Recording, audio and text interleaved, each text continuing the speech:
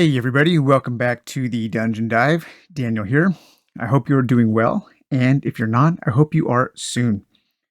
Okay, today we are going to take a quick look at Zerywia, a new kind of open world campaign and scenario-driven adventure game that is pretty cool. There are some issues with it, and that mainly has to do with these two bad boys right here, the rule book and the scenario book, both of which are not very well written and lead to a lot of frustration. But once you can get over that frustration, once you start to learn the game, it's taken me quite a while to learn the game, and I've had to do so by reading the book, watching rules online on YouTube, and going to the BGG forums, where I've even learned some conflicting solutions to some of the problems. But I think I'm in the position now to where I know enough about the game to play it, and I am enjoying it quite a bit. So let's read a little bit about Zerywia. So this was made in Poland, and a lot of the words are like have a kind of a Polish history to them. And so please excuse my poor pronunciation. I believe it's Zerywia because I think one of my favorite beers is Żywiec, and so I'm kind of pronouncing it the same way that I would pronounce Żywiec, and it's Zerywia, I believe. Okay, so here in the ancient lands surrounding the Venetian Sea, unfinished tales await to be brought back from oblivion. Many of them speak of wars and heroic deeds which these lands have witnessed. But the most important story of all is yours to tell. Zerywia is an adventure board game in which players take on the roles of tribe heroes, striving to save this ancient realm from oblivion. The Merc, a spiritual manifestation of the eternal goddess Nyx, is quelling these lands to erase their identity and past, turning the realm into a calm sea of void. The world of Zerywia is an original vision, merging the ethos of Slavic myths with the canvas of heroism, epic tales, and stories from the regions of the Baltic Sea. It is a harsh world of primeval nature and uncharted wilderness, mystical runes, and sacred grounds. It also holds many opportunities for heroes to roam these lands for glory, wealth, and power. So if I was in the game store and I saw this game box and I saw the back of this box, it definitely would have spoken to me. This was a game that was recently delivered from Kickstarter, and even more recently, they have successfully funded a reprint. And in that reprint, we are being promised a rewritten rulebook. So that will be really nice. I did the new Kickstarter for $1 just so I could have access to the pledge manager and get the updated things that I would like to have just for my base game. We are also, I believe, promised an updated scenario book because there are also some errors and things that need to be corrected in the scenario book. And I believe maybe even some updated cards. But at its core, Zerywia is a move around the map and have encounters style adventure game. There are elements of threat management, and the threat in this game comes in two forms, and those are called Merc and Threat. Quite literally, threat. As the Merc will grow and the threats will grow, and they will become more powerful. You might have to, if you have to add some Merc to an area that already has Merc, you would flip that over, and then that becomes a more powerful, a Merc Rift. And if your threats grow in an area where there's already threat, those become an incursion. And these cause bad things to get stronger. These cause the enemies to get stronger. And what you are doing is you are taking your hero and you are going on quests, and you have to solve certain quests in order to beat certain scenarios. The game can be played in a number of ways, and it seems to be pretty good in all of those ways. You can there are 4 campaigns that come with the base scenario book, And those campaigns consist of 4 different scenarios. So they're not super, super long campaigns, which is really nice. You can get through a campaign and actually see the entire game. Or you can play those scenarios in a standalone mode. There is also kind of a universal scenario that can be played as a one-off and just kind of to experience everything that the game does have to offer. And you can also connect all 4 of the small campaigns into an epic campaign. And there are rules to add difficulty as you progress through the epic campaign. Additionally, you can play co-op with up to 4 heroes, or it also has rules for a single solitary lone wolf solo mode. So it has a true solo mode, and the only real difference is there are a couple bonuses you get to make the game a little bit easier at certain sections when you are playing a lone wolf solo mode. So it's a really thoughtful in the way that it has all kinds of different ways to play the game. So the crux of the game, the main focus of the game is going to be on your hero, and it's going to be on these 3 cards here. These are your Saga cards. And it is also here where the rules are a little murky, and it takes a long time to kind of like wrap your head around what is going on with the heroes and what is going on with the different sagas. But let's take a look at this hero board, because I think the hero board is kind of like the most interesting thing, and it will kind of work out from there into the other areas of the game. So when you start the game, you're going to pick from a number of different heroes to play. And your base hero is going to come with a hero card that is going to show you your basic stats. I don't quite remember the name of the stats. I think it's a vigor, insight, and wisdom, or it's basically strength, agility, and intelligence. Okay. So those are going to have your basic stats. You're going to have a special move that you can do, a special power. You're going to have different things that you can heal when you take a rest or a camp action. And then you are going to be given the max total number of different kinds of epic quests or sagas you can have. So this character here, Svara, the Vengeful Grace, she can have active. She can have up to 3 different relics on her character board. She can have 1 ritual and up to 2 allies. And each one of these relics, these rituals, and these allies, those are going to be associated with a saga.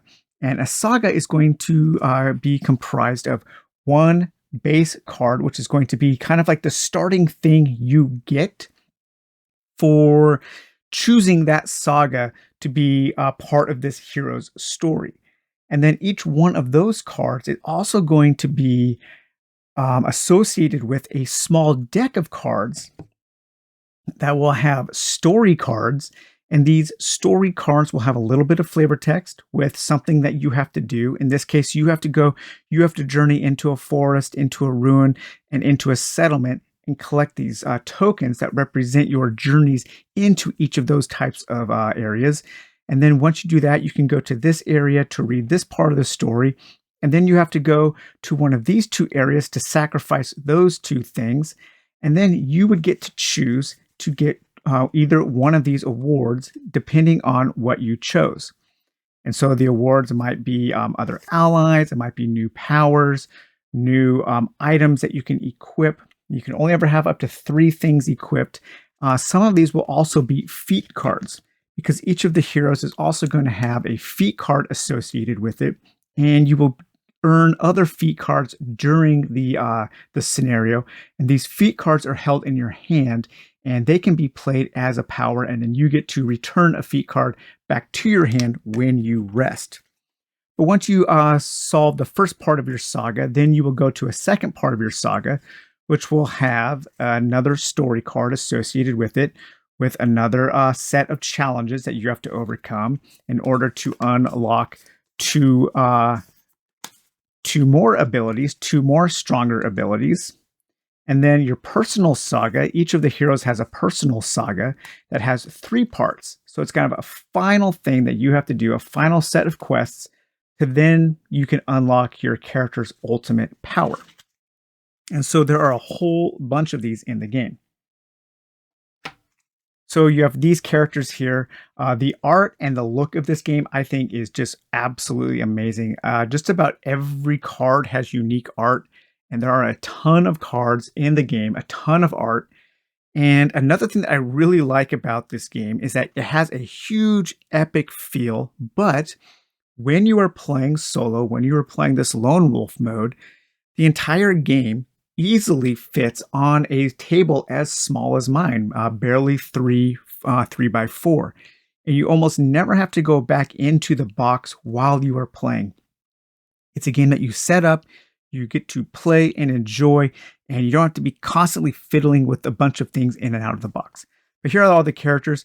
There are 5 base characters in the game, and then the Kickstarter version came with 6 more. So you have Hex Drinker, Gorv the Hungerer, Dalibor, son of Kauki, Asuba the Head Huntress, Otok the Half Giant, Kost the Deathless, Zagra the Blood Hag, Asir Worm's Blood, Vidmir the Executioner, and those are all of the heroes.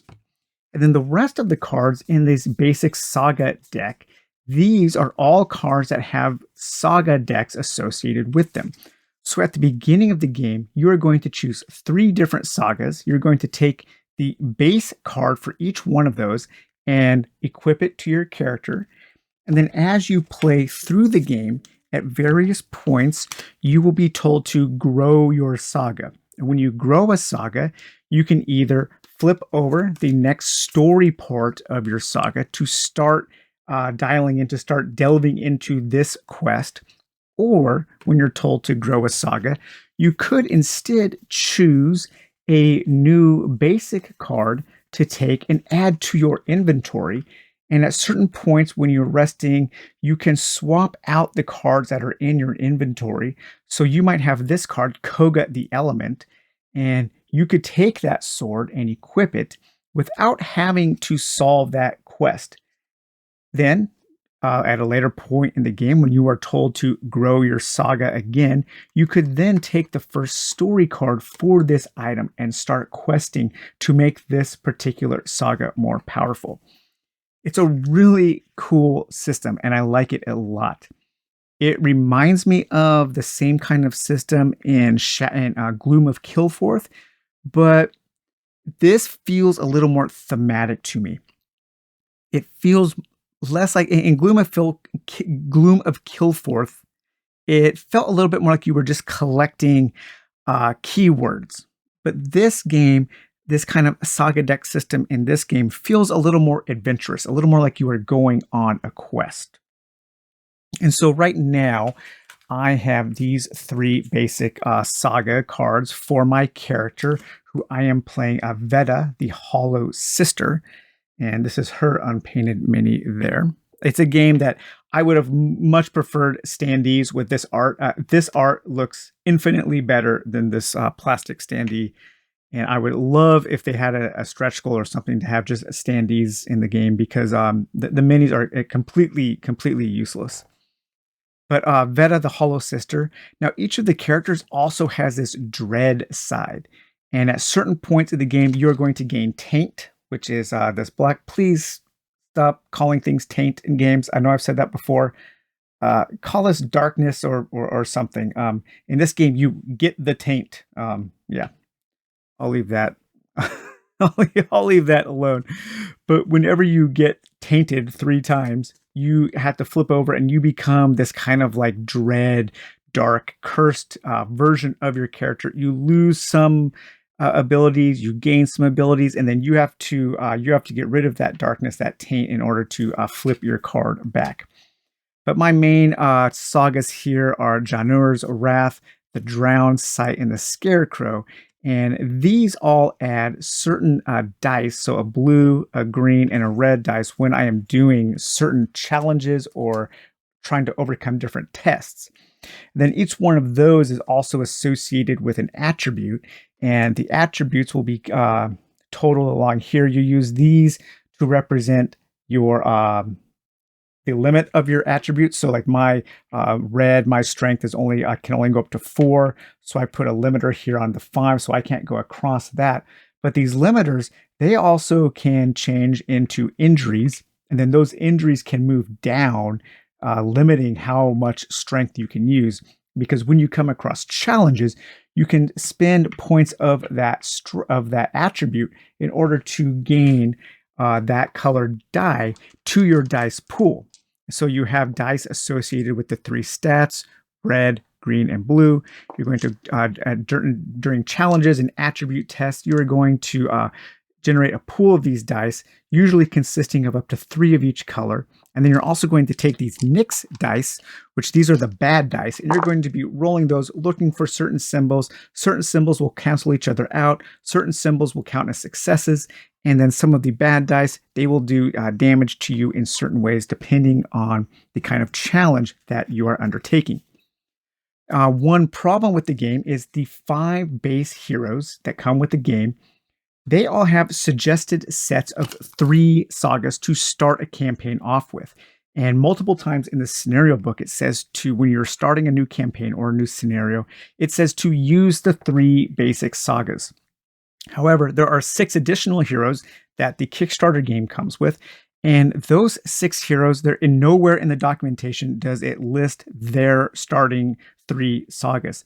So you just have to kind of pick blindly 3 different sagas for them to go on. We really need some clarification from the developer, from the designer of the game, on which of these are supposed to be the expansion heroes' base sagas. But there are many different kinds. There are 3 different kinds, actually. There are allies, where you can quest to get allies to join you. There are rituals, which these will give you kind of like magical powers. And then there are relics, which are basically weapons. So that is all of these sagas. So throughout the game, you are going to be journeying to different areas. And in the base quest, in the introductory quest, you need to, in order to win the scenario, you need to complete your first saga, your first personal saga, and you need to rid your starting Timor, your starting land. The map is in 4 quadrants, and each one of these quadrants has a name and kind of like a power associated with that. And in the introductory scenario, your hero is kind of just confined to their starting quadrant, and you adventure in your starting quadrant before venturing out into the rest of the world in one of the bigger, larger campaigns. But then there's also this statue here, which is called Sventovit. And he is like this statue, this god statue, and it is associated with these different color runes that correspond to, of course, the different attributes, the different powers that the heroes have, and also this white, which is a prime. And each hero will have 3 prime tokens that they can use to spend to help mitigate their dice, to help mitigate the luck during challenges. But during the game, you are going to be told to rotate this, and depending on which color is aligned with certain quadrants, certain things might happen. Other things that might happen is throughout the scenario, you might lose these good Dawnstone tokens, and those might be replaced with these black tokens, at which point this quadrant is now under the power of Nyx. And that might cause challenges to become stronger or enemies to become stronger. So it's a pretty cool system. As Nyx's power grows, they are going to become more powerful throughout the land. The monsters will become more powerful. The challenges will become more powerful. And it will also be harder for you to heal and harder for your character to do good things. And speaking of enemies and challenges, there are basically 2 different kinds of challenges. There are main challenges, which when you're going to be fighting enemies, and those enemies are going to be represented by a whole bunch of cards. There are a huge number of enemies in the game, and those enemies are going to be represented, divided up into different breeds, into different types. And depending on the quest, depending on the scenario you are in, you will be told to build your enemy deck from those certain monsters. And then within each one of those groups, there are more powerful monsters. There are monsters that have these kind of like golden trophies. And there are also monsters that are a little bit more powerful. So you have like minions and mini bosses, and then you also have bosses. Additionally, what is pretty cool is as you are playing, if any of your characters ever die, if they ever go down to zero, I think it's like if they ever go down to zero in all of their stats and they become fully tainted, then you add that hero's enemy card into your enemy deck for the rest of that campaign, turning them into this kind of dreaded legend where you will then have to, or you might encounter them as a super powerful enemy. That is really cool. It's almost like this little kind of mini legacy aspect where as characters die, as certain things happen, then the world changes a little bit. So there are enemy cards to represent all of the heroes in the game, and I think that is a pretty neat idea. But again, all of the art is so cool. It's all very metal and dark and murky. I really like the art in this game a lot. I would really like to see a video game set in this world. I think that would be a lot of fun. There's a large variety of enemies. And this is the enemy deck that I am playing now. These are the base enemies that I will be fighting. These are the enemies that I was told to set up with during this first scenario. And then there are also a sub deck of enemies from those same breeds that are a little stronger. And these will get added into the deck at certain points during the game as well. So those are challenges. You're going to have to fight those monsters to get trophies. You can spin those trophies. You can trade those trophies for items in settlements. You can go to settlements and have a little trading where you can trade for these potions and gems. None of the gear, none of the items in the game in the item deck are very it's not like you're getting armor and weapons. The armor and weapons and the cool stuff comes from the sagas that you are going to be undertaking. But these runes and these gems and these kind of trinkets all will help you during certain challenges, and they can become very, very valuable. Additionally, there are also adventure cards, and there are 4 different areas. There are strongholds, mountains, forests, and ruins. And each one of those is going to be associated with a deck of adventure cards. And there are also a large number of adventure cards that you don't use in each scenario. So each scenario, you're going to be building your adventure decks from a certain subset of cards to be added to the kind of like base set of cards. And in this beginning scenario, you just play with the base set of cards. There's about 20 or 24 cards in the base set that you're going to have to be that you can encounter. Some of them you will have choices. Some of them just good things will happen. Sometimes just bad things will happen. Sometimes you will have to do attribute tests where you have to put together a pool of dice and roll well. Sometimes you will have to overcome certain challenges. Sometimes you can make a trade-off where you could take taint, or you could trade some of your points. You can trade trophies for successes. And throughout the game, depending on your saga, or sometimes depending on these adventure cards, there will be these words here: devious, feared, condemned, feared. And those, whenever you successfully complete that challenge, either as part of a saga or as part of a little side quest, then you get to add that word to your hero's path stone. And you slide this under this wooden piece here. And now you get that keyword, heroic. And at certain points during the game, certain cards you will draw will say, if you are heroic, then you get to do this. If you are exalted, you get to do this. And each hero under their path stone can have 3 different keywords. Some are bad, some are good. So if you have bad ones, you need to get more good ones to cycle through those bad ones. Additionally, at certain points throughout the game, you can get these offering tokens. And with the offering tokens, you can summon the power of a god. And then you can worship one god at a time. and then that god is going to give you different things depending on your keywords there. So these are all the mountain.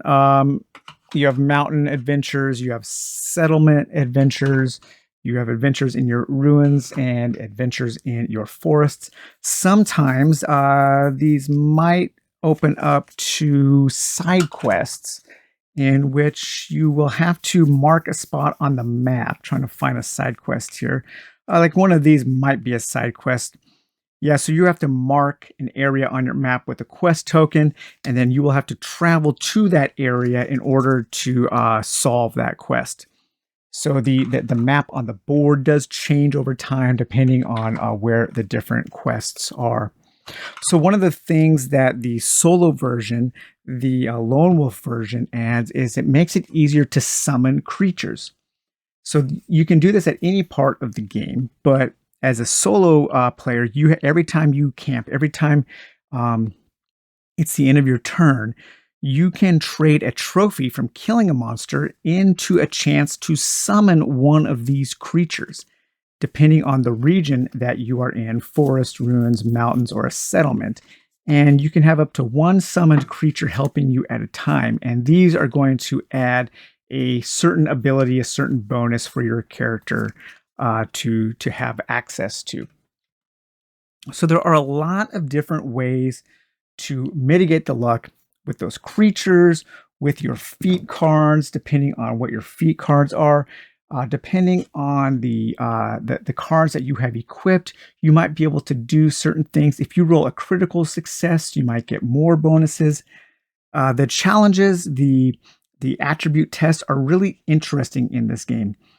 You still can have those times where you just cannot roll dice to save your life, and you're going to have maybe 2 or 3 turns in a row where just all kinds of bad stuff happens.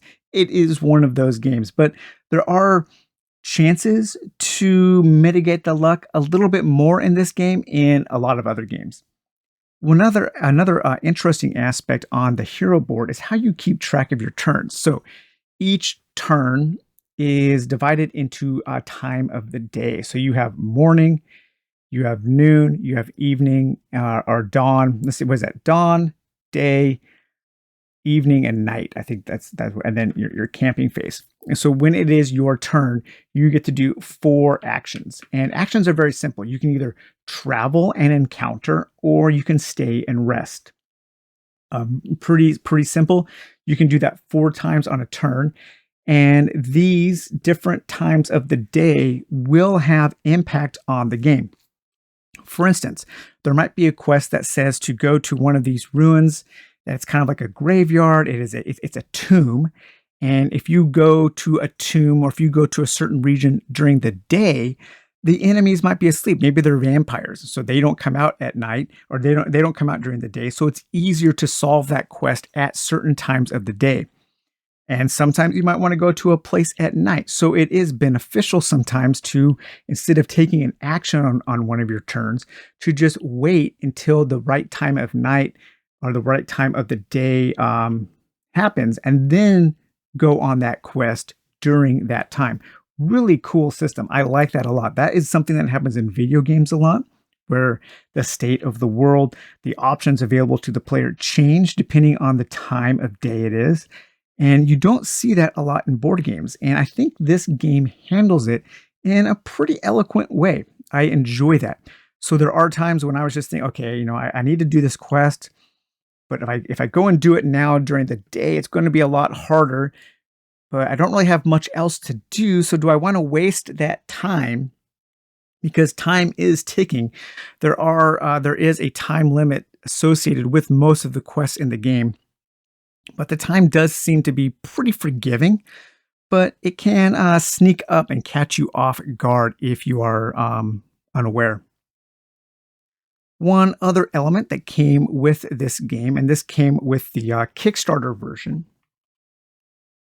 are these adventure cards here, a huge stack of cards.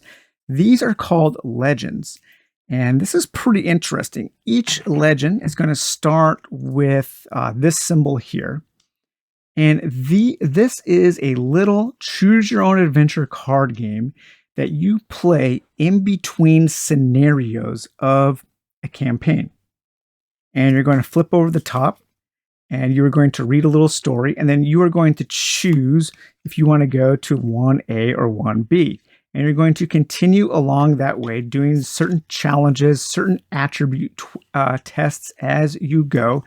And if you successfully complete this little challenge, then you will get some kind of reward to take with you into the next scenario in that campaign. That is pretty cool. I've never seen a game that offers this kind of little mini game, little side game that you do in between quests. And I have a feeling that as you explore these, you're going to just learn a little bit more about the world, about this beautiful map that you are playing on, because each one of these is associated with a different region on the map. And that's pretty cool. I like that idea a lot. If you can't tell from my voice, you can't tell from the tone of this, I'm pretty into this game. It's a really interesting game. It looks great. It plays pretty well once you get going. There's a lot of cool things that it does. And I love that it just all fits on my small table. And I get this huge epic feel without having a huge epic 3 tables worth of stuff in order to play the game. However, there is that element of the rulebook. There is that element of I had to spend like 2 to 3 hours reading and rereading the rulebook.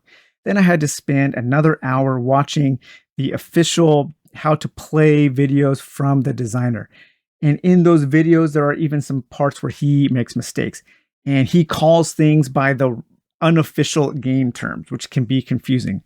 Then I had to spend another 2 or 3 hours on BGG asking questions or reading FAQs, reading questions from other players.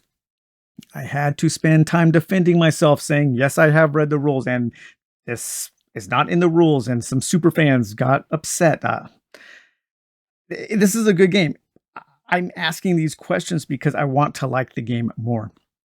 And unfortunately, we haven't really gotten much input from the designer. It's a real shame that the game was released and then they immediately went to start the reprint campaign for the crowdfunding rather than spend a few months asking questions or answering questions, putting together an official FAQ, putting together official errata, because there are I'm not going to say quite, there are a few, some maybe more that I know, errors on cards, errors in the scenario book that people don't know what to do. There are still questions about the game, about certain little rules, because also, if you can't tell, there are a lot of little details in this game, and the devil is in the details, that old cliche, but it's totally true. There are quite a few things that we still don't know the official ruling on. But if you can get over that, and maybe if you can have a little patience, people who are just getting the game now, they're probably going to get a second edition, and it's probably going to be a better edition. But yeah, it is like with Dungeon Crusade. My Dungeon Crusade review was titled, An Uphill Road to Greatness. And I feel the same about this. Zerywia is very close to being a great game. In the state that it's in now, it is a frustrating but good game. And with some work, I think it could be pretty easily elevated to the great status. It's a lot of fun. There are a lot of pieces. There are a lot of details, little crunchy details that I think add to the theme. It is a beautiful looking production. I love the color of the game. I love the way this game looks set up. I love that you can play this solo lone wolf mode. I love how there are so many different sagas that you can have to make each play a little bit different. There's a lot going on. There's a ton of combat and non-combat encounters. There's just a lot in the game. I haven't even touched upon the bosses. So there are these epic confrontations in the 4 main scenarios where you are going to be going up against these bosses. And each one of these bosses has different attack decks. Each one is associated with different quests that you will have to go, and you will have to go around the map doing certain things for dawn quests and for dark quests. And then there are different rewards that you will get when you confront those quests. And then finally, you will have to defeat the main boss, and each one of these bosses comes with a deck about that size. So really cool. There's all kinds of cool stuff in the game. But just know, if you're going to do a late backing, or if you've backed the game in hopes that it's good, just know that it can be a frustrating experience, but I was told to work through it because it is worth it, and I think I believe that. I think I think I'm a convert to Zetvia. I just hope that the game continues to get better. So, all right, guys. Well, I hope you enjoyed taking this look at Zetvia, and we will talk to you later. Bye bye.